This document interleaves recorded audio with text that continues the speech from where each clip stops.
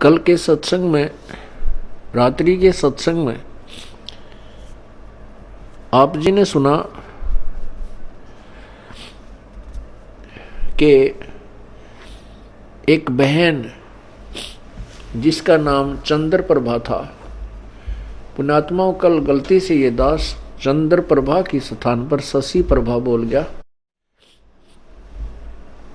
वो चित से उतर गई थी उनका नाम जो है बहन बेटी का, क्योंकि उस आत्मा के कई जन्म हो चुके हैं और कभी वो एक जन्म में शशि प्रभा भी रही है। जैसे कबीर परमात्मा ने कभी विष्णु जी की महिमा गाते हुए तो साथ में कृष्ण भी बोल दिया है, क्योंकि कृष्ण भी विष्णु ही था। तो वैसे उस समय जो उसकी शरीर था, परमात्मा के समय जो वार्ता हुई थी, उसका नाम चंद्र प्रभा था। उस बहन ब्राह्मणी का जो विधवा थी, उसकी एक पुत्री थी और वो परमात्मा से उपदेश भी प्राप्त कर चुकी थी। दास आपको बार बार यही समझाने की चेष्टा कर रहा है कि जिस समय परमेश्वर स्वयं आए थे उस समय अशिक्षित जनता थी, अशिक्षित श्रद्धालु थे और अक्षर ज्ञान प्राप्त केवल एक ही वर्ग किया करता था, जिसे ब्राह्मण कहते थे। यही कारण रहा था कि वो बहन कितनी श्रद्धालु थी, प्रभु को चाहने वाली थी, परंतु उसका जो उद्देश्य था वो बिल्कुल गलत था। उद्देश्य क्या था कि उसने गुरुजी तो बना रखा था कबीर परमेश्वर जी को। उस बहन ने, चंद्र प्रभा ने परमेश्वर को, कबीर परमेश्वर जी को गुरु धारण भी कर रखा था और पूजा वही करती थी जो घिसी पिटी, जिनको परमात्मा मना किया करते थे कि पत्थर पूजे हरि मिला तो मैं पूजूं पहाड़, और ताते वो चक्की भली जो पीस खावे संसार। तुम्हारे उस मिट्टी के भगवान थे, पत्थर के भगवान से तो यदि तुम उसके पूजने से परमात्मा प्राप्ति मानते हो तो मैं पहाड़ को पूज दूं जिससे शीघ्र मिला, क्योंकि वो बड़ा पत्थर है। और तुम्हारे उस मिट्टी के भगवान से अच्छी तो पत्थर के भगवान से अच्छी तो वो पत्थर के पार्ट युक्त चक्की जो हाथ से आटा पीसने की चक्की होती थी। कहते वो चक्की अच्छी जिससे कम से कम आटा तो पीस देता, वो पत्थर। परमात्मा यही ज्ञान रह कर दिया करते थे कि मंदिर के अंदर प्रभु नहीं है, मंदिर में केवल प्रभु का चित्र है। प्रभु से काम बनेगा, प्रभु से लाभ होगा, चित्र से नहीं। जैसे सेब का चित्र पत्थर का बनाकर रख ले मूर्ति, और बहुत खूबसूरत और बिल्कुल जो कि तो मिलती जुलती होती है, और उस सेब की मूर्ति की ही पूजा करते रहें, उसी को उठाकर रखते रहें, बार बार उसकी जो है ना धूप धीप करते रहें, नहीं। वो सेब की पत्थर की मूर्ति खाने योग्य नहीं है। वह उस सेब ढूंढना पड़ेगा, वो सेब लेना पड़ेगा। सेब प्राप्त कैसे होगा? उसके लिए पहले मजदूरी करनी होगी, मजदूरी करके 2 पैसे जेब में डालने होंगे, रुपए। उन रुपयों के, उस धन के प्रतिफल में हम उस सेब को खा सकेंगे, उसका आनंद ले सकेंगे। ऐसे ही हम परमात्मा के प्राप्ति रूपी सत्य साधना रूपी मजदूरी करेंगे। इस भक्ति के धन से हम परमात्मा को प्राप्त करेंगे, उस मूर्ति की पूजा करने से नहीं। अब वो बहन चंद्र प्रभा कबीर जी को तो एक साधारण संत भक्त मानती थी, संत मानती थी, गुरु जी मानती थी, और जगन्नाथपुरी में रखी उन बिना बगैर पंजे के हाथों वाली मूर्ति को वो भगवान मानती थी। इसी भ्रम को निवारण करने के लिए प्रभु ने ये लीला की, एक तीर से 2 शिकार किए। उधर से वीर सिंह जी भी उनको परमात्मा नहीं मान पा रहे थे, उनको केवल एक संत और गुरु ही मानते थे। परमात्मा कहते हैं कि गुरु मानुष कर जानते ते नर कहिए अंध, होवे दुखी संसार में आग यम के फंद। कबीर गुरु गोविंद दोनों खड़े, गुरु गोविंद दोनों खड़े, किसके लागू पाए, बलिहारी गुरु अपना जिन गोविंद दियो मिलाए।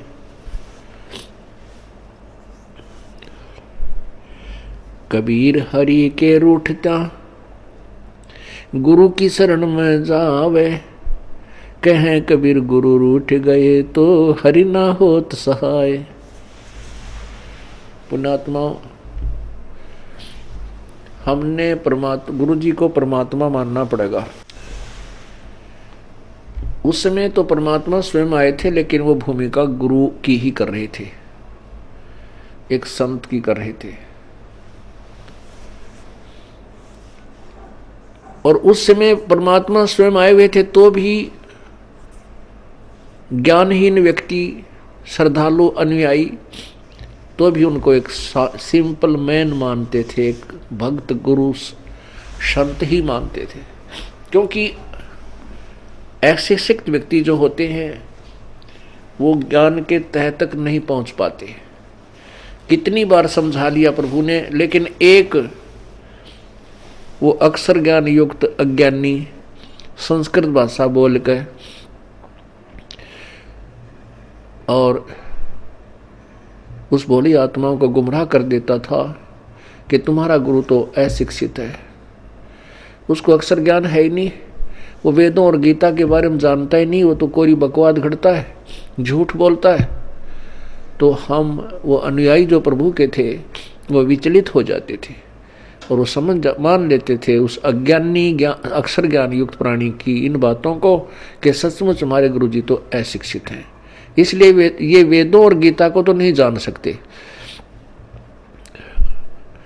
और वेदों और गीता जी के बारे में तो ब्राह्मण लोग ही सही बताते हैं, पुराणों के विषय में यही सही जानते हैं, क्योंकि सभी पुराण, सभी पवित्र सदग्रंथ, पवित्र गीता जी, पवित्र चारों वेद, पवित्र पुराण सभी संस्कृत लैंग्वेज के अंदर लिपिबद्ध है। इस बात का वो नाजायज फायदा उठाएगी। परमात्मा ने इसलिए ये समय सेलेक्ट किया, ये टाइम सेलेक्ट किया कि पिछली पीढ़ी के अंदर शिक्षित होगा सारा समाज।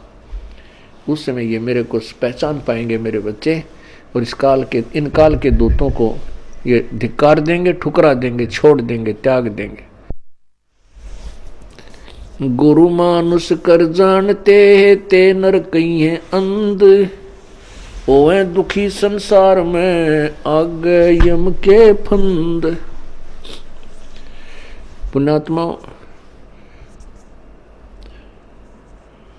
अज्ञान की इतनी गहरी छाप हमारे ऊपर हो चुकी है कि हम परमात्मा की परिभाषा से अपरिचित हैं। हम परमात्मा को निराकार मानते हैं। ये अज्ञानी संत, ऋषि, महर्षि और गुरुजन परमात्मा को निराकार बताते रहे, जबकि हमारे सब सदग्रंथ और जिन महापुरुषों ने परमात्मा के दर्शन हुए उन्होंने अपनी अमृतवाणी में परमात्मा को साकार बताया है और मनुष्य सदृश बताया है, मनुष्य जैसा। लेकिन उनके शरीर के मटेरियल में और हमारे शरीर के मटेरियल में बहुत अंतर है। परमेश्वर का शरीर तेज पुंज का है, उनके शरीर की शोभा बहुत ही अधिक है। करोड़ सूर्य और करोड़ चंद्रमा की मिली जुली रोशनी भी उनके एक रोमकूप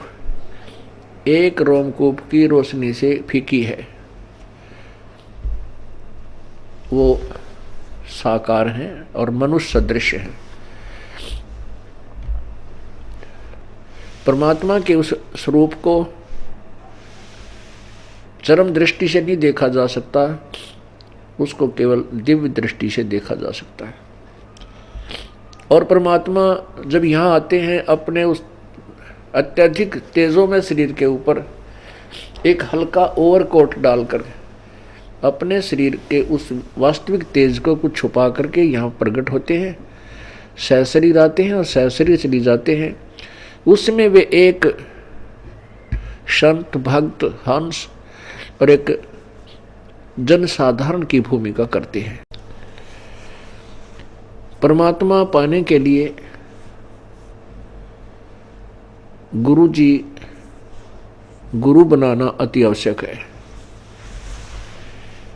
राम कृष्ण से कौन बड़ो, उन्हों भी गुरु कीन, तीन लोक के वे धनी, गुरु अग अधीन। राम कृष्ण बड़तेपुर राजा, तिन गुरु बंद कीन निज काजा। कहते हैं राम कृष्ण से तो तुम किसी को बड़ा नहीं मानते। उन श्री रामचंद्र जी ने और श्री कृष्ण चंद्र जी ने भी गुरु बनाए और वो तीन लोक के मालिक भी गुरु जी के समक्ष नतमस्तक रहे, एक गुरु मर्यादा में रहे। श्री रामचंद्र जी ने वशिष्ठ जी को गुरु बनाया और श्री कृष्ण चंद्र जी ने दुर्वासा जी को आध्यात्मिक गुरु बनाया। श्री कृष्ण जी के संदीपनी जो थे वो अक्षर ज्ञान के गुरु थे, उन्होंने उनको अक्षर ज्ञान सिखाया था। गुरु मानुष कर जानते, अब ये तो सिद्ध हुआ कि गुरु का होना अति आवश्यक है। आध्यात्मिक अपने इस ज्ञान, आध्यात्मिक मार्ग को, आध्यात्मिक क्रियाओं को सफल करने के लिए, परमात्मा प्राप्ति के लिए गुरु जी का होना अति आवश्यक है। अब गुरु जी के प्रति हमारा कैसा व्यवहार बर्ताव हो। गुरु गोविंद कर जानियो, रहिए शब्द समाए, मिले तो दंडवत बंदगी, नहीं पल पल ध्यान लगावे। कहते हैं परमात्मा स्वयं संकेत कर रहे हैं कि गुरु गोविंद कर जानियो, गुरु जी को भगवान मानकर चलना और उनकी आज्ञा का पालन करना, उनके द्वारा दिए गए मंत्र का खूब डट के साधना करना, भजन करना श्रद्धा से। और जब भी आपको मिले दंडवत प्रणाम कीजिए। यदि आपसे दूर हैं तो पल पल उन्हीं का ध्यान कीजिए।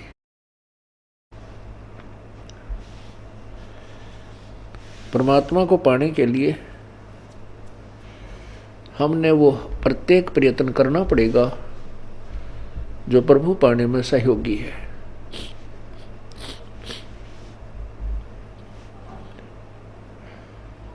जैसे ये दास है, उसमें तो परमात्मा स्वयं आए थे, अब ये दास बेच दिया अपना। ये दास भगवान नहीं है, लेकिन परमात्मा के नियम अनुसार आप जी ने इस दास को भगवान के तुल्य मानना होगा।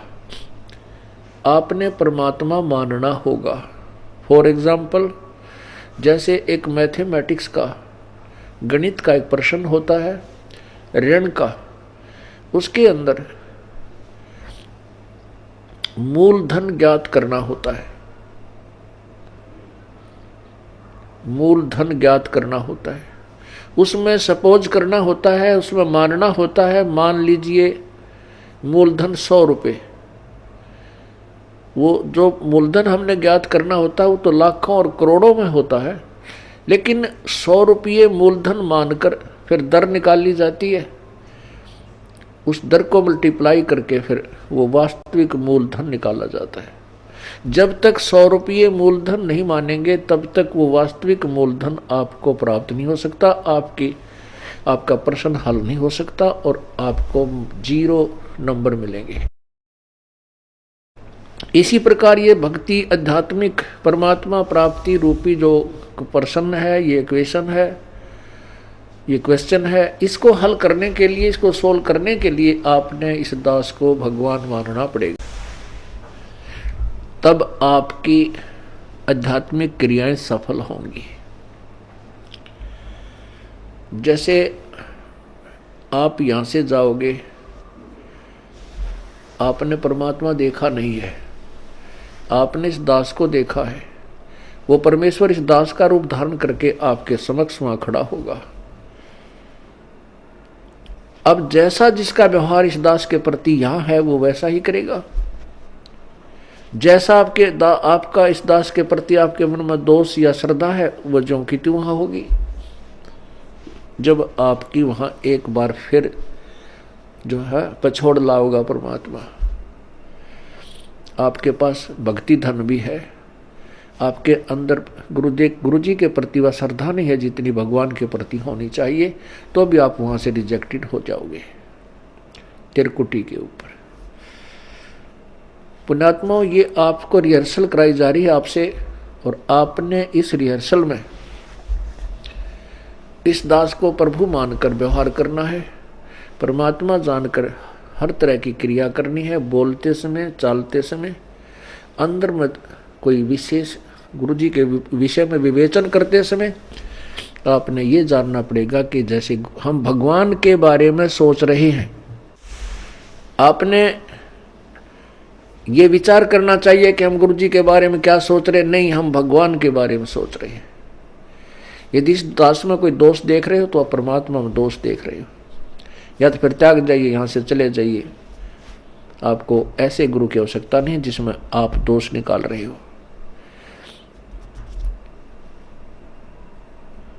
हम इसी प्रकार परमात्मा को प्राप्त कर सकते हैं। गुरु मानुष कर जानते ते नर कहिए अंधे, ओवे दुखी संसार में आग काल के फंद। गुरु जी के प्रति आपकी कैसी श्रद्धा हो।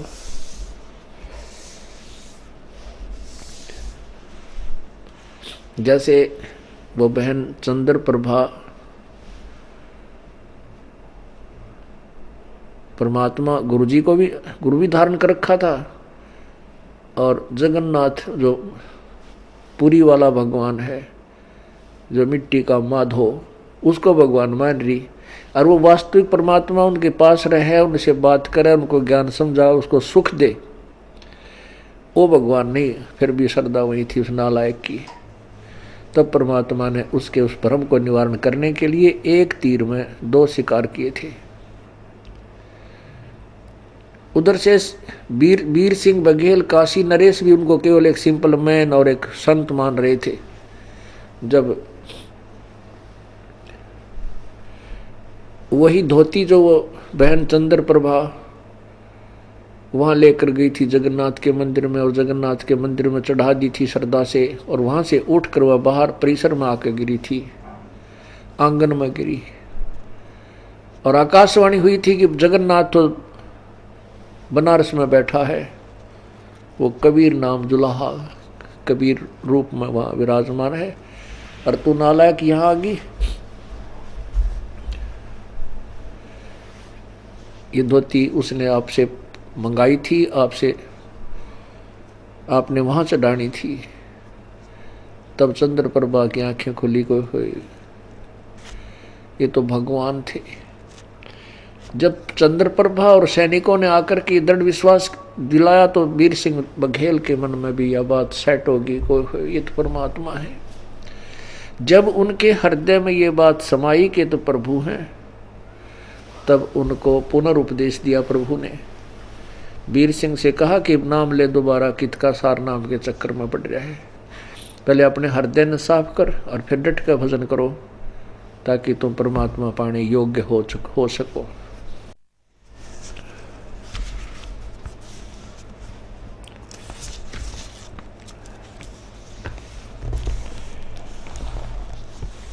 गुरु जी के प्रति गुरु की महिमा आप प्रतिदिन पढ़ते हो नित्य नियम में, लेकिन आप पढ़ते हो उसके ऊपर विवेचन नहीं करते। आप प्रतिदिन क्या सुनते और पढ़ते हो। कबीर दंडवत गोविंद गुरु बंधु अविजन सोए, पहले बहे प्रणाम तेन नमो जो आगे होए। कबीर दंडवत गोविंद गुरु, गोविंद गुरु माने गुरु भगवान को नमस्कार करूं। दंडवत गोविंद गुरु गुरु भगवान, गोविंद माने भगवान, गुरु मीन गुरु, गुरु भगवान को दंडवत प्रणाम करूं और बंदू अविजन सोए,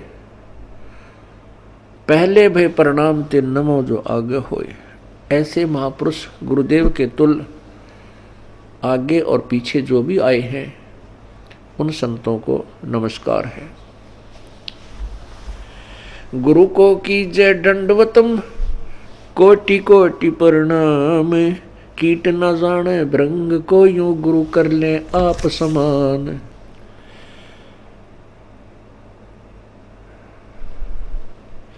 गुरु गोविंद कर जानियो, रहियो शब्द समाए, मिले तो दंडवत बंदगी, नहीं पल पल ध्यान लगावे।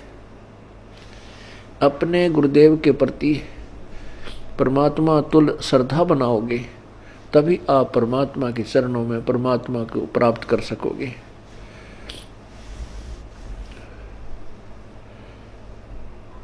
गुरुदेव में कैसे आपकी श्रद्धा बनी वह बताया है कि सामने आए तो दंडवत प्रणाम हो, और नहीं तो फिर उन्हीं का ध्यान, उन्हीं के द्वारा दिए गए मंत्र पर विवेचन, उसका सिमरण, और रह कर आपके हृदय ये आत्मा ये पुकार करेगी, तड़फेगी को हो ऐसा निर्मल ज्ञान है भगवान कहाँ थे, अगर गुरु जी ना मिलते तो हमारी क्या दुर्गति होती। इस तरह की विवेचन जो करना है ये भी गुरुदेव का ध्यान है।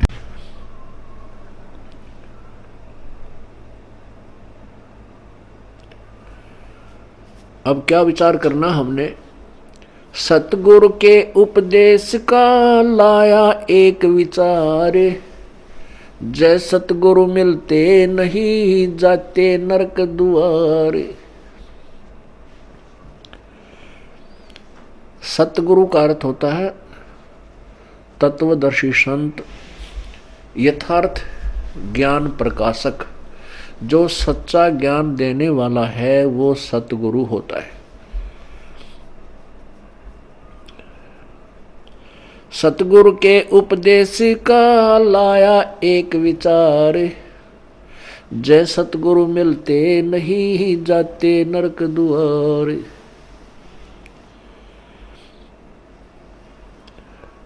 यम द्वार में दूत सब करते खेचातान, उनत कभू ना छूटता फिर फिरता चारों खानी। कबीर चार खानी में भरमता कभो न लगता पार, सो फेरा सब मिट गया मेरे सतगुरु के उपकार। होय होय, इतनी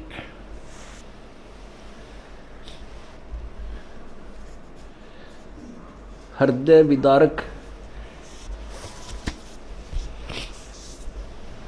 वाणी परमेश्वर ने बोली है कि सतगुरु माने पूरे संत से और प्रॉपर वे ऑफ वर्शिप, यथार्थ परमात्मा की भक्ति हमें प्राप्त हुई तो हमारा कितना दुख निवारण हुआ। यदि सतगुरु ना मिलते और नकली गुरुओं के साथ हम लगे रहते, लोक वेद के आधार पर भक्ति करते रहते, तो क्या होता कि हम नरक में डाले जाते। वहां पर यम के दूत हमें खूब सताते। कैसे सताते हैं यम के दूत? जैसे किसी को कोड लगा हुआ हो और उसको फिर ये किसी के जख्म हो गए हों, फुंसी हो जाए, उनमें मवाद हो, ये मक्खियां कितना परेशान किया करती हैं। ऐसे यम के दूत नरक के अंदर इन प्राणियों को परेशान करते हैं।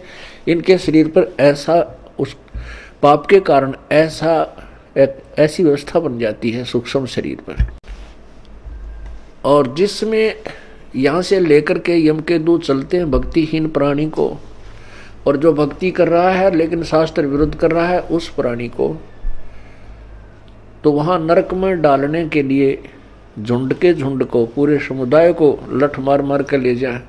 जैसे किसी पशु को फाटक में रोकते हैं और वो उसमें जाने से आनाकानी करता है, वापस भागता है, तो उस पशु को लठ मार मार कर और फाटक में बंद कर देते। ऐसे ही यम के दूत लंबे लंबे भाले लेकर हाथों में गदा लेकर के इनको कूटते हुए और उस नरक के अंदर ठोक देते। ये वापस भागते हैं क्योंकि आगे इतना बुरा हाल, इतना गंदा स्थान, और जो पहले के प्राणी वहां डाल रखे हैं वो बुरी तरह चिल्ला रहे होते हैं। अब उनको देख करके ये वापस भागने की चेष्टा करते हैं और पीछे तो फिर वो यम के दूत कुटे। वहां उनकी जो रिहर्सल होती है वह खेचा ताण, उस खेचा ताण की बिरान माटी, वो दुख, और फिर नरक के अंदर कष्ट। उसके बाद क्या होता कि 84 लाख योनियों में कभी कुत्ते बनते, कभी गधे बनते, सुअर बनते, गंदी नाली के कीड़े बनते। वो सब सारा का सारा कष्ट परमेश्वर के इस सत्य नाम से, पूरे संत के ज्ञान से और उनके द्वारा बताई गई भक्ति विधि से सब आप बाईपास निकल गए। न नरक में जाना पड़ेगा, न काल की तपस्या पर आपको जाना पड़ेगा, और न ही 84 लाख योनियों में आपको जाना पड़ेगा। पुण्यात्माओं, आप तो बालक हो, क्योंकि भक्ति मार्ग का ज्ञान कभी हमने सुना नहीं। केवल जैसा भी परंपरागत हमारे जिस भी धर्म में हम जन्मे हैं उन्हीं लोक वेद को हम अंतिम भक्ति का ज्ञान, आध्यात्मिक ज्ञान मानकर उसी पर आश्रित थे। वो तो कैखा भी नहीं थी भक्ति का, आध्यात्मिक ज्ञान का वो कैखा भी नहीं प्राप्त था हमारे को। अब ये विस्तार से एक पूर्ण इतिहास आपके समक्ष प्रभु दत्त पेश किया जा रहा है। अब जिससे सतगुरु के उपदेश यानी ज्ञान और मंत्र भक्ति से इतना ढेर सारा कष्ट हमारा टल गया हो, तो उस गुरु जी के बारे में क्या बताते हैं। कबीर चार खानी में भरमता, कभू न लगता पार, सो फेरा सब मिट गया सतगुरु के उपकार। 7 समुद्र की मसी करूं, लेखनी करूं बन राय, धरती का कागज करूं, गुरु गुण लिखा न जाए। क्या बताते हैं परमात्मा, अपनी महिमा आप ही सुनाते हैं कि ऐसे परम संत कि क्या महिमा करो। यदि मैं पूरी पृथ्वी का कागज बनाऊं और 7 समुद्रों की इंक बना लूं, एक पेड़ में एक वृक्ष की कितनी कलम बन जाएंगी, बिना गिनती की। और फिर कहते पूरे समुद्र के सारे समुद्रों की इंक बना के और धरती के जितना लंबा कागज लेकर जो लिखने लगूं, तो ऐसे सतगुरु की महिमा, उनके गुण का मैं गुणगान नहीं कर सकता, नहीं लिख सकता। वो थोड़ा पड़ जावे, 7 समंदर भी खत्म हो जाए, वो कलम भी घिसने और कागज भी छोटा पड़ जावे, तो भी पर उस ऐसे संत की महिमा शेष रह जावे। कबीर बलिहारी गुरु आपना, घड़ी घड़ी 100 बार, मानुष से देवता किया करत न लागी बार।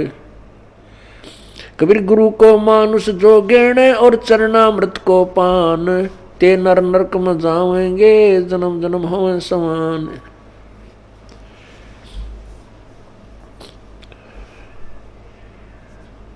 कहते हैं अपने सतगुरु के ऊपर मैं बलिहारी हूँ,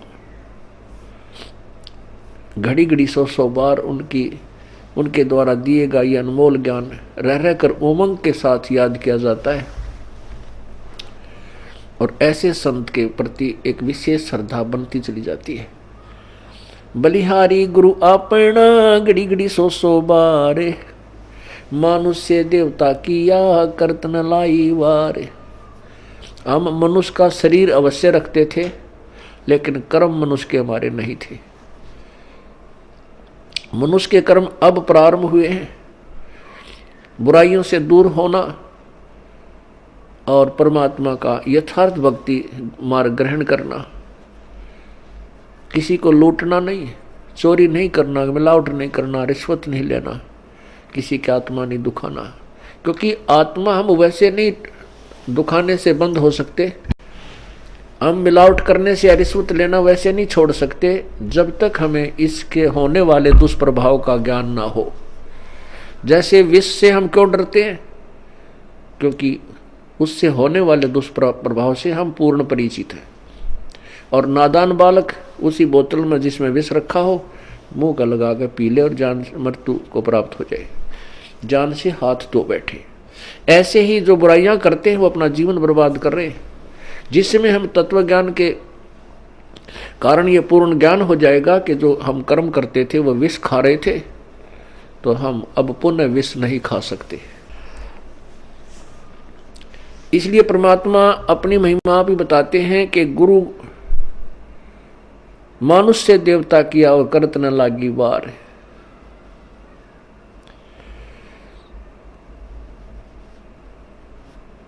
कबीर गुरु को मानुष जो गण और चरणामृत को पान, ते नर नरक में जावेंगे जन्म जन्म हमें समान। गुरु मानुष कर जानते ते नर कहिए अंध, ओवे दुखी संसार में आ गए यम के फंद। कबीर आते नर अंध है गुरु को कहते और, हरि के रूठे ठोर है गुरु रूठे नहीं ठोर। कबीरा हरि के रूठते गुरु की शरण में जाए, कह कबीर गुरु रूठ गए तो हर ना होत सहाय। कबीर गुरु से ज्ञान जो लीजिए शीश दीजिए दान, भौतुक भोंदू बह गए ये राख जीव अभिमान। अब क्या बताते हैं परमात्मा? आप ही आकर के अपने पाने की विधि को और गुरु मर्यादा को वो स्वयं बता रहे हैं। ये परमेश्वर कबीर जी का आदेश है और उसी को हम पाने के लिए चले हैं। उनके आज्ञा का हम उल्लंघन करेंगे, उनके वचनों का उल्लंघन करेंगे तो हम प्रभु प्राप्ति नहीं कर सकते। फिर फायदा क्या इस परमात्मा के मार्ग पर लगने का? और ये इतना आसान मार्ग है कि गरीब से गरीब और साहूकार से साहूकार, रंक से रंक और राजा से राजा, कितना ही महाराजा भी क्यों ना हो वो भी प्रभु प्राप्ति कर सकता है। लेकिन उसने अपनी क्रियाओं में परिवर्तन करना होगा और प्रत्येक कदम परमेश्वर के निर्देश अनुसार ही रखना होगा, तब हम परमात्मा पा सकेंगे।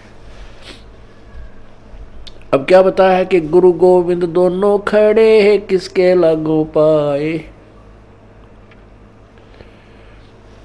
बलिहारी गुरु आपना जिन गोविंद दियो मिलाए।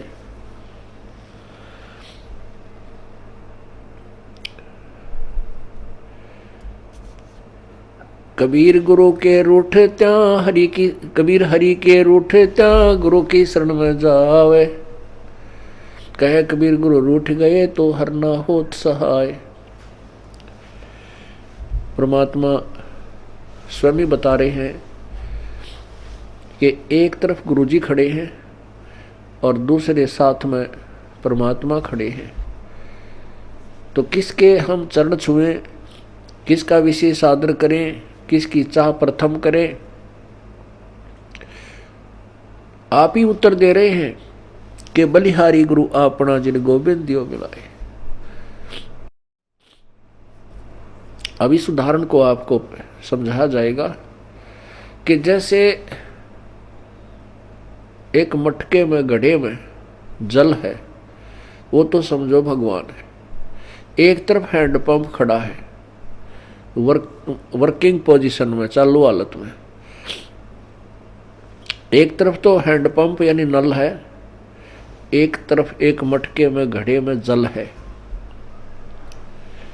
तो उस मटके के जल को तो भगवान समझो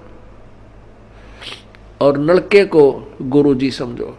तो इन दोनों में से कहते मैं किसके चरण छूं अर्थात किसको महत्व दूं? आप ही उत्तर देते हैं कि बलिहारी गुरु आपना जिन गोविंद दियो मिलाए। मटके में 10 किलो 20 किलो पानी है, जल है, और उसने कोई वो गिर जाता है, टूट जाता है, खत्म हुआ, या पीने से भी वो समाप्त हो जाता है। यदि हैंडपंप ठीक है, वो खराब नहीं है, तो इसे ऐसे 1000 मटके भर देगा। कहने का भाव ये है कि यदि आपका राम कब रूठ गया, कबीर हरि जय रूठ जा, कबीर गुरु जय रूठ गया तो हर नहीं होत सहाय। और यदि कबीर हरि जय रूठ जा, गुरु की शरण में जावे, जिसमें आप जी के ऊपर, किसी व्यक्ति के ऊपर आपत्तियों का दौर शुरू हो जाता है, वो स्वयं कहने लग जाता है भी मेरा राम रूठ गया, मेरा परमात्मा रूठ गया मेरे थे, मेरा भाग फूट गया, मेरा राम रूठ गया, तो उसके पुण्य समाप्त हो गए, पाप कर्मों से वो प्रभावित हो रहा है। जैसे आप कहीं खेत में या मजदूरी कहीं कर रहे हो, आपने एक मटका पानी का लेकर गए, वो काम करते करते पीते रहे, वो समाप्त हो गया, आपका जल खत्म हो गया, आपका राम रूठ गया। यदि जल और नहीं लाओगे तो प्यासे मर जाओगे। तो कहाँ जाते हैं, हैंडपंप या कुएं में, उस कुएं से या हैंडपंप से वो जल, वो मटका फिर भर लाते हैं, तो वो फिर से काम शुरू हो गया। पुण्यात्मा जो दुखी प्राणी हैं, उनका राम रूठ गया, उनका राम रूठा हुआ है, उनका भगवान रूठा हुआ है, क्योंकि उनके पुण्य समाप्त हो गए। वो जल थोड़ा बहुत था, वो पी प्या लिया, तुमने खत्म कर दिया। अब कहाँ जाएंगे उस जल को लेने के लिए, हैंडपंप पर। हैंडपंप से आप फिर मटका भर लाइए, मटका भर लाए, फिर जो अभाव, जल के अभाव से जो कष्ट था वो समाप्त हो गया, आपके प्राण बचे। ऐसे ही गुरुजी हैंडपंप है और जल भगवान है। अब यदि आपने हैंडपंप पे तोड़ दिया, उसको मिस हैंडल करके, उसके साथ बदव्यवहार करके, उसका ऐसे ऐसे झटके पटके नू नू कर कर वो तोड़ दिया, उसकी कोई वासर खराब होगी या किसी प्रकार भी, तो जल आना बंद हो गया। तो फिर वो जल जितना आपके पास आपके पुण्य है वो चलेंगे, तब तक चलेंगे, उसके बाद फिर आपको फिर दुख शुरू हो जाएगा, अर्थात वो जल फिर प्राप्त करना होगा आपका। यदि आपने कहते हैं आपका गुरु रूठ गया, आपका हैंडपंप खराब हो गया, तो जल नहीं, हर नहीं करे सहाय, हर नहीं होत सहाय। वो जल तो रहा नहीं, क्योंकि हैंडपंप उसका स्रोत था। कबीर हरि के रूठते, गुरु की शरण में जाए, कहे कबीर गुरु रूठ गे तो हर ना होत सहाय। परमात्मा आगे क्या बता रहे हैं, गुरु से ज्ञान जो लीजिए, शीश दीजिए दान। गुरु जी से आप उपदेश, नाम मंत्र ले रहे हो, तो अपना शीश समर्पण कर दीजिए। शीश सौंप देने का तात्पर्य है कि गुरु जी के प्रत्येक आज्ञा का पालन कीजिए। भौतक भोंडू बह गए भाई, राख जीव अभिमान। होय होय, भौतक भोंडू बह गए अपने मन में अभिमान बना के गुरु जी के समक्ष, तो वो जीव पार नहीं हो सकते।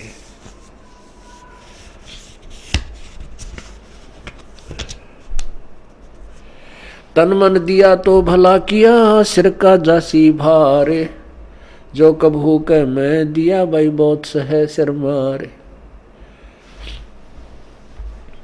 अब जैसे कोई पुण्यात्मा है, कोई सेवा कर रहे हैं, कोई दान कर रहे हैं, और कोई भक्ति कर रहे हैं, सुमन करते हैं, देखा भाई अर्श में माला रखता हाथ में, भाई वाह कमाल है। पुण्यात्मा, ये वाह शब्द है ना, ये केवल परमात्मा के लिए ही हो सकता है, जीव के लिए नहीं होना चाहिए। जैसे वाहेगुरु, वाहेगुरु का शब्द नानक साहब जी ने परमात्मा के लिए बोला था। वाह का पात्र केवल एक ही है। यदि हम दूसरे की वाह करते हैं और उसके में वाह समा रही है, उसको वाह से वो फूलने लग गया है, उसका विनाश होना प्रारंभ हो चुका है उस श्रद्धालु का। यदि कोई दान करता है और उस दान का उसी को फल मिल रहा है, और दूसरे उसकी दान किए हुए दान को से उसी की प्रशंसा करते हैं, तो ज्ञानहीन प्राणी होता है, उस प्रशंसा का पात्र बनकर वो अभिमान करने लग जाता है, बट नेचुरल है। जिसको ज्ञान नहीं है अवश्य होगा। कोई सेवा अच्छी करता है, शारीरिक सेवा करता है, दूसरे ने कहे वाह भाई यू या बहन या भाई, ये तो भाई दिन रात इसने सेवा में अपना शरीर गाल रखे है, तो कुछ दिनों में उसके अंदर भी यह बीमारी होएगी और वो उसके नाश का कारण बनता है। कोई सेवा करता है तो अपने लिए कर रहा है, हम उसकी प्रशंसा करते हैं, उसके तरफ आकर्षित होते हैं, तो महाराज जैसा बुद्धू नहीं, वो भक्त नहीं है, उसको ज्ञान नहीं है। कहते हैं गुरु को तजय भजय जो आना, तापसुआ को फोकट ज्ञाना। क्योंकि हम जिसकी प्रशंसा कर रहे हैं हम उसके ऊपर आसक्त है, बाई हुक एंड क्रुक, तो हम परमात्मा से हटकर उसकी तरफ आकर्षित हुए हैं, तो यह भी कमजोरी है। परमात्मा के पाने में हमने सारी कमजोरी मिटानी होगी। एक बूढ़ा आदमी डॉक्टर जी के पास गया और बूढ़ा बुजुर्ग कति अस्थि पिंजर शेष था, पतल आड़ दिखे, नारी नारी अस्थि दिखे। अब डॉक्टर जी ने देख लिया भाई ये तो बीमारी क्या है कि कमजोर आदमी है, कति शारीरिक वीकनेस घनी है इसमें। तो बूढ़े आदमी ने उस वृद्ध ने कहा डॉक्टर जी मैं कुछ देर चलता हूं ना मेरा दम फूलने लग जाता है, सांस चढ़ जाए।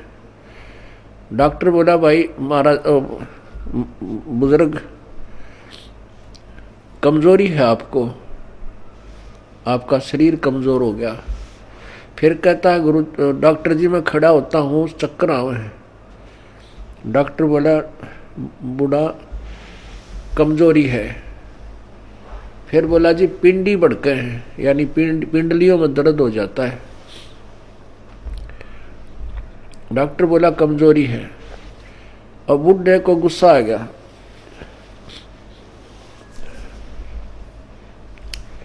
और बूढ़ा बोला तू डॉक्टर है गम चक्कर, एक के बाद जाना है कमजोरी है कमजोरी है, कि मैं और भी जाना है और भी बताओगा। खूब क्रोधित हो गया। वो डॉक्टर बोला बूढ़े या भी कमजोरी है, क्योंकि कमजोर आदमी ने गुस्सा गणाया करे। तो पुण्यात्माओं ये हमारे अंदर जो कमजोरियां हैं ये हमने सारी हटानी पड़ेंगी, तब हम परमात्मा पा सकते हैं। ना तो ठीक है जिस आप कर रहे हो ऐसा फल मिल जाएगा, और आने वाले जन्मों में आप राजा बन सकते हो, देव बन सकते हो, महादेव बन सकते हो, ब्रह्मा विष्णु महेश बन सकते हो, क्योंकि आपके अंदर इतनी कमाई बन जाएगी। और उसके बाद फिर आप गधे बन सकते हो और कुत्ते बन सकते हो। तो हमने या जन्म मरण का दीर्घ रोग कटवाना पड़ेगा। अब समय आ गया है, उसकी औषधि का जो है खोज होगी है। जैसे पहले टीबी की कोई इलाज नहीं था, इसलिए इसको अक्षय रोग कहते थे। अक्षय माने नाश करने वाला, खत्म कर दे। अब टीबी कोई विशेष रोग नहीं रहा अगर समय पर उपचार करा लिया जाए तो इसी प्रकार अब इस जन्म मृत्यु रूपी अक्षय रोग की अब औषधि प्राप्त होगी हमें। थी तो पहले ही, लेकिन इसकी खोज करने वाला नहीं था। अब परमात्मा ने मेरे बख्शिश दास के ऊपर अपनी वो अनमोल जड़ी सरजीवन बूटी दे दी, इस सार नाम रूपी, और वो उससे ये जन्म मरण रूपी दीर्घ रोग आपका कटेगा।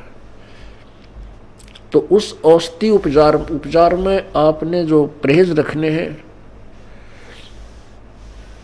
वो आपके नियम हैं, इनका भी पालन आपको आजीवन करना होगा, तभी आप इस रोग से मुक्त हो पाओगे।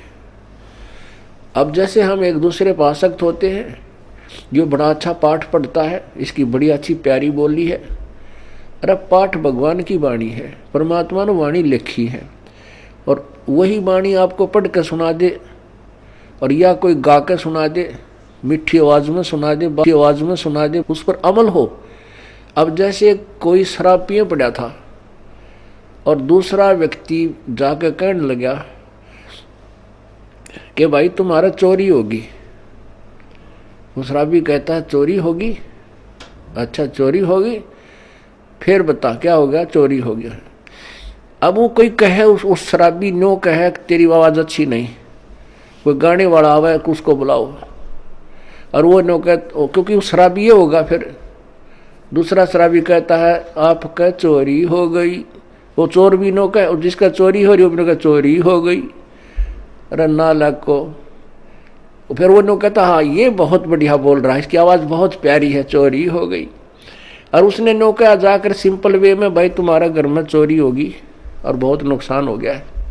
यदि वो होश में है, शराब नहीं पी रखी, तुरंत कलेजा पकड़ेगा, अक भाई कितना नुकसान हो गया, तुरंत घर को चल पड़ेगा। यदि उसने भांग पी रखी है तो फिर नो कहेगा भाई इसकी आवाज़ बहुत अच्छी लगी, जो गा कर सुना रहा चोरी हो गई। आप भी क्यों भांग के नशे में, अरे साहब वो मूर्ख जो उसने गा के सुना रहा चोरी हो गई। तो पुण्यात्मा आपको बार बार कहा रहा परमात्मा की वाणी है। क्या बताते हैं भगवान बार बार, इसने गा के कह दे चाहे वैसे कह दे, जो जिनकी भांग का नशा उतर गया वो तुरंत सचेत हो जाएंगे और उस मार्ग पर चल पड़ेंगे। क्या मन तू बस रे चल रे सुख के सागर, जहाँ शब्द सिंधु रत्नागर। अब चैत इसने नू गा के सुना दे, अर्थे सिंपल वे में कह दे, मन तू चल रे सुख के सागर, जहाँ शब्द सिंधु रत्नागर। कोट जन्म तेरे भरमत हो गए, कुछ ना हाथ लग्या रे, कुकर सुकर खरबा बोरे कौआ हंस बगारे। कोटि जन्म तू राजा की ना मिटी न मन की आशा, और भिक्षुकों का धर धर घूमया, ये मिला ना निर्गुण रासा। इंद्र कुबेर ईश की पदवी ब्रह्मा वर्ण धर्मराया, विष्णुनाथ के लोक को जाके फिर भी उल्टा आया। असंग जन्म तन मरत्या हो गए, जीवित क्यों नाम रह रे, द्वादश मध्य मैल मठ बोरे बोर ना दे धरे रे। दोजक भस्त सभी ते देखे, राजपाट के रसिया, और तीन लोग से तरपत नाई, ये मन भोगी खसिया। सतगुर मिले तो इच्छा मेटे, पद मिल पदे समाना, चल हंसा उस लोक पठाऊं जो आद अमर स्थाना। चार मुक्ति जहाँ चंपी करती माया होरी दासी, दास गरीब अभय पद पर से मिले राम अविनाशी। अब इस वाणी ने चाहे तो कोई गा के सुना दो, और चाहे भाई इसने वैसे सिंपल वे में कह दे, जब तक हम इस अनमोल वचन को जो प्रभु दत्त है, परमात्मा का दिया हुआ है, इसको हृदय में धार कर इसके अनुसार नहीं करेंगे, तो ना तो इसके गान तो फायदा, ना इसके वैसे कहने सुनने तो फायदा। इससे लाभ होगा जब हम इसके परमात्मा की वाणी पर अमल करेंगे और तुरंत उसका अनुसरण करके अपना मोक्ष प्राप्त करने का तरीका ढूंढेंगे। तो जैसे हम किसी और पर किसी भी पॉइंट से आसक्त होते हैं तो हम कमजोरी में हैं और हम पार नहीं हो सकते हैं। क्या बताते हैं, गुरु से अधिक ना कोई ठहराई, मोक्ष पंथ नहीं गुरु बिन पाई।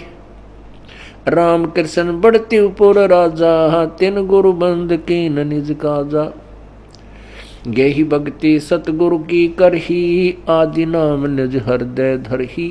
गुरु चरणन में ध्यान लगावे, अंत कपट गुरु से न लावे। गुरु सेवा में फल सर्वस आवे, गुरु विमुख नर पार न पावे। गुरु सेवा में फल सर्वस आवे, गुरु विमुख नर पार न पावे। गुरु वचन निश्चय कर माने, पूरे गुरु की सेवा ठाने। गुरु जी का आदेश अवश्य माने और गुरु भी पूरा हो, पूरे गुरु की पूजा करे, पूरे गुरु के आधार से साधना करे। गुरु की शरणा लीजय भाई, तात जीव नरक नहीं जाई। गुरु कृपा कटे यम फांसी, विलम न हो मिले अविनाशी। गुरु बिन काहू न पाया ज्ञान, जो थोथा बोछड़े मूड किसाना। तीर्थ व्रत और सब पूजा, गुरु बिन दाता और न दूजा। नौ नाथ 84 सिद्धा, गुरु के चरण सेवै गोविंदा। गुरु बिन प्रेत जन्म सब पावे, वर्ष सहस्र गर्भ सुरहावे। गुरु बिन दान पुण्य जो करही, मिथ्या होवे कबू ना फल ही। गुरु बिन भरम न छूटे भाई, ही कोट उपाय करो चतुराई। गुरु के मिले कटे दुख पापा, जन्म जन्म के मिटे संतापा। गुरु के चरण सदा चित दीजय, जीवन जन्म सफल कर लीजय। गुरु भगता मम आत्म होई, वाके हृदय रहूं समोई। अब भगवान क्या बताते हैं दूसरा तरीका, कि जो गुरु का भक्त है, मेरे उस संत का भक्त है, अनुयायी है, श्रद्धालु है, सच्चे दिल से साधना कर रहा है, प्रत्येक आज्ञा का पालन करता है, तो कहते हैं उस मेरे वाले मेरे भेजे गए हंस संत के का जो भक्त है वो मेरी आत्मा है, वो मेरा सच्चा यानी प्यारी आत्मा है, और उसके हृदय में मैं समाया रहता हूँ। आप जी के हृदय में जब तक परमात्मा है, कब तक है? जब तक आप इस दास को भगवान की दृष्टि में देखते हो, तब तक आपके हृदय में प्रभु है। और जब आपके मन में कोई दोष उत्पन्न होने लग जाता है तो काल प्रवेश कर जाता है, प्रभु हट जाता है। क्या कहते हैं भगवान? गुरु भक्ता मम आत्म होई, वाके हृदय रहूं समोई। गुरु का भक्त मेरी आत्मा हो है, और उसके हृदय में मैं समाया रहता हूँ, अर्थात मेरी ही उपस्थिति बनी रहती है। और जब तक भगवान की उपस्थिति है तो आपकी श्रद्धा भगवान गुरुदेव के प्रति और भक्ति के प्रति एक पूरी निष्ठा बनी रहती है। जो ही आपके हृदय में कोई दोष आता है प्रभु गुरु जी के प्रति, चाहे किसी प्रकार से, चाहे प्रत्यक्ष या अप्रत्यक्ष, परमात्मा आपसे दूर हो जाता है। ऑटोमेटिक सिस्टम है। तो उसमें आपके विचारों में परिवर्तन, ये दास पहले आपको आज जो पुण्यात्मा, जब तक आपके हृदय में परमात्मा समाये हैं तब तक ये दास आपको क्या दिखता है ये तो आपको मालूम है, दास नहीं कहना चाहता। और जब आपके हृदय में काल समा जाएगा ये दास आपको दुष्ट दिखाई देगा।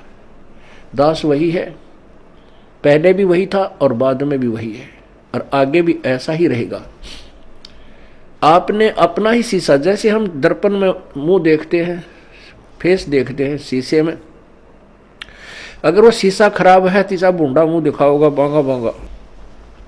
कई बार ना कोई कार खड़ी हो और उसके पास से निकला तो अपना शरीर उस कार के शीशे में नू दिखा, इतना बड़ा पेट सार ठगना है नूथ, ईसा बूंदा देखने भी जी ना करे।